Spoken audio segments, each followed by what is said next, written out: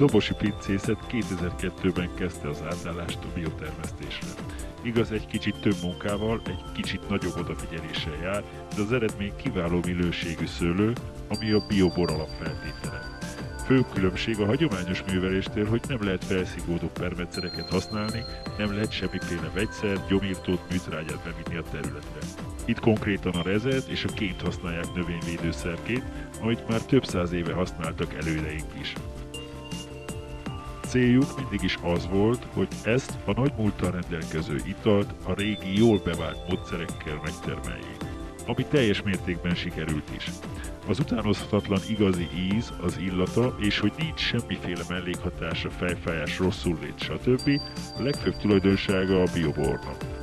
Az árát tekintve semmivel sem drágább, mint egy üveg minőségi palackozott bor. Szombathelyen a Cédrus bioboltban kapható, Semmelweis Ignác utca 4-6-os